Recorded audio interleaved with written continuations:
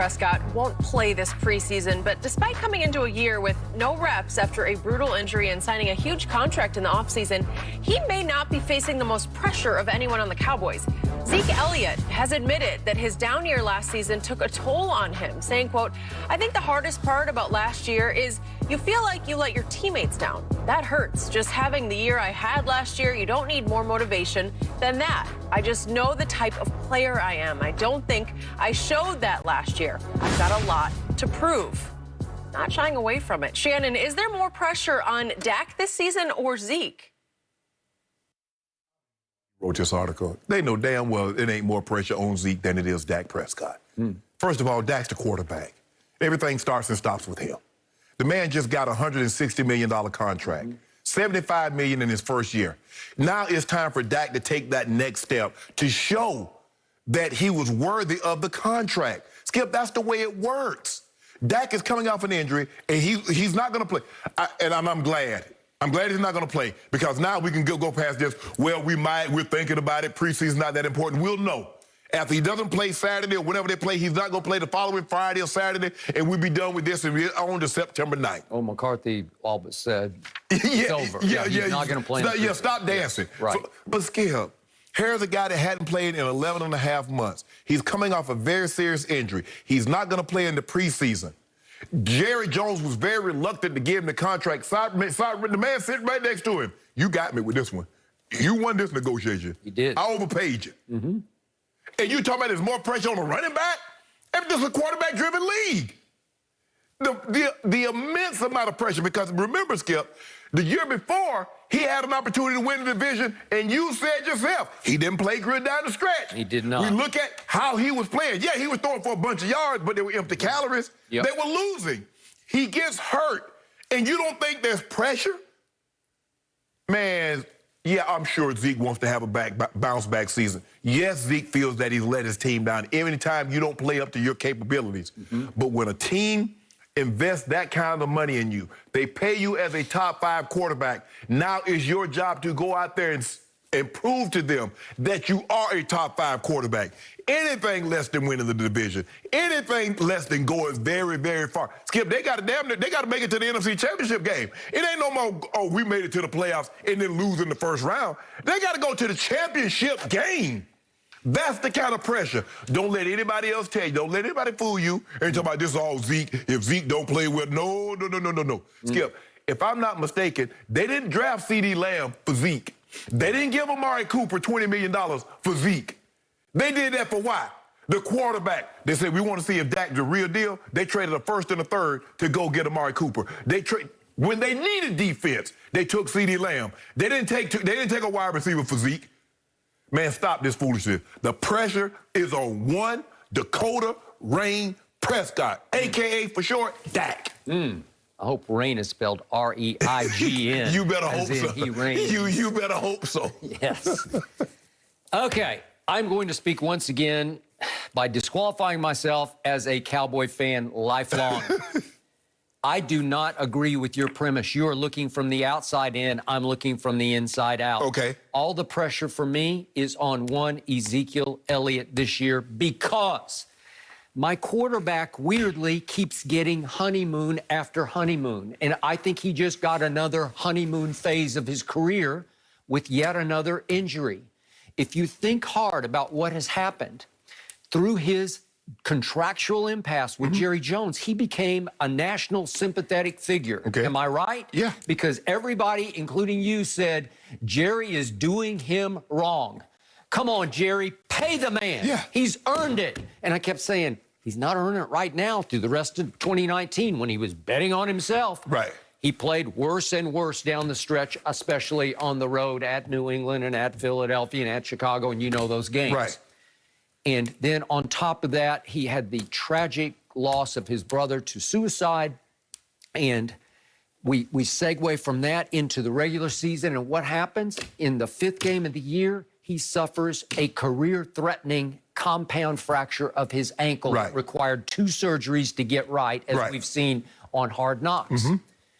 And the sympathy for Dak began to build and build, because people look back at the first 4, and I'm sort of 2/3 of a game that he played, and you realize he was on a record passing pace.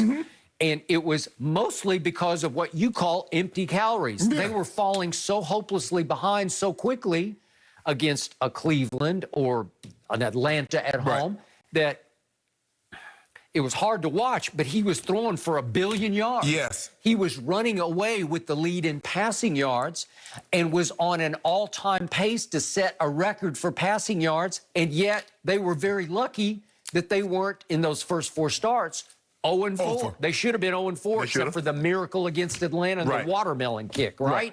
But in the fourth quarters of those games, as you know, he was throwing for anywhere from 150 to 250 yards. And they were piling up. And now all I read is that, man, Dak Prescott, he's an MVP candidate because if he can pick right up where he left off, right? Yes. Okay. But again, they're letting him off the hook. I don't think anybody's saying he's got to live up to $75 million because here we go again. And as Mike McCarthy, you mentioned, acknowledged yesterday, he's not going to play at all in the preseason. And McCarthy even went so far to say is that ideally they had this plan in place where in the final 3, they're playing 4. So I don't know if he's meaning the first 3 games or the last 3 preseason games. But he said they had a plan in place where he'd go 10 to 15 plays in the first game, quarter in the second game, a whole half in the third game. Maybe the third game they would look at as this one this Saturday.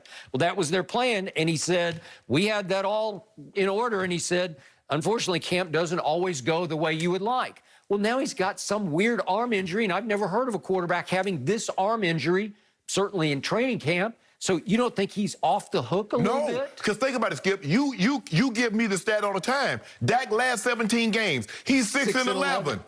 Okay. When people keep saying, and many people have come out here, we say Zeke is the most important. You say we crazy. If Dak Prescott is the most important, and the Cowboys go as Dak go, not as Zeke go, now you want to let Dak off the hook and say it's Zeke? Okay, but now he showed you in the first minutes of episode 1 of Hard Knocks, he showed you his wishbone scar. He had 2 surgeries to get his ankle right. Okay, so we got that as a sympathy factor, and now he can't really cut loose and throw. And guess what? And he had a money cast over that scar. Jerry don't want to hear anything about that. Skip the expectations that comes along when you pay a quarterback that kind of money. Do you understand the expectations? It's just like Josh Allen. The expectations now. You don't think he's got excuses built in? No, Dak ain't got no excuses because double surgery and an arm injury? Well, hold on. What that got to do with the money we gave him? So so now you get a grace period. But yeah, you don't get no Skip. Now you know, especially in football, you don't get no grace period in pro sports. Well, you want to talk about grace periods? The one for number 21 just ended abruptly because he led the league in rushing his first 3 years in yards per game. Like 109 a game as a rookie. Dominated. 98 a game second year, 96 a game third year. Got his money. Fell to 85 a game, fell last year to 65 yards a game.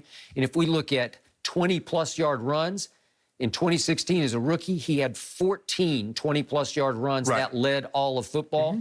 Last year, he had 3. But Skip. You want to talk about shell of yourself? But think about this. Think about where they started. This was a run-based team. But they've morphed into a throwing to put the ball in Dak's hand. Yeah, but all I hear is we want to balance it up this year. Yeah, I know what they're saying. Okay. Skip, you don't pay a guy $40 million to have him turn around and hand the ball off to Zeke Elliott 30 times a game. You pay a guy that kind of money because you believe he can take you to the promised land throwing the football. Okay, but we're looking at Zeke make or break this year. It's not make or break for Dak Prescott. No. I'm not saying it's make or break, but the amount of pressure. Because what did he say? I need my money. Well, I'm not coming around. I'm not participating in anything till you give me my money. Okay, they gave him his money. So now what you gonna do to show me this money was warranted? Okay. You got to win. You got to do it. So what have I heard from my friends who are Cowboy fans about the first 2 episodes of Hard Knocks? All I hear is, boy, Dak is locked in. He's standing at practice. He's mentally running the play in his head. He's saying, if they do this, I'm going to go here, but I go here. I'm reading here. And he's telling the Hard Knocks crew, or I think it was actually just an interview that he did with the media group, I'm thinking through every play. And we see him on the sideline at Arizona on Friday night, and he is locked in, sort of reading as the quarterback on the field reads the play. What's Zeke been doing? We got happy-go-lucky Zeke. Exactly. We got giddy Zeke. We got silly, crazy Zeke. We got him eating sunflower seeds and over-the-top cheerleading on the sideline. It's kind of scary happy. Why you think Dak is locked in? He knows the expectations of the quarterback of the Dallas Cowboys and what's expected. He knows. Skip, Jerry has said he understands about his football mortality. He talks about just one more time. What wouldn't I give to touch that trophy one more time? He says, I paid this guy. I paid all my guys. The offensive line from Lyle Collins to Ty Smith to Zach Martin, I paid you your money. Zeke Elliott, I gave you your money. Amari Cooper, Jalen Smith, I gave Dak. I paid you the most money. Okay, who's the highest paid running back in pro football to this day? It's Ezekiel Elliott. Skip. Who has become the class clown for the Dallas Cowboys on Hard Knocks. Every time I look up, he's stealing Dak's bike, right? He's trying to wrap Dak's birthday present badly, right? How much Zeke got 5 years, $90 million. Dak Prescott getting $75 million this year alone. I've told you. Over the last 12 months, Dak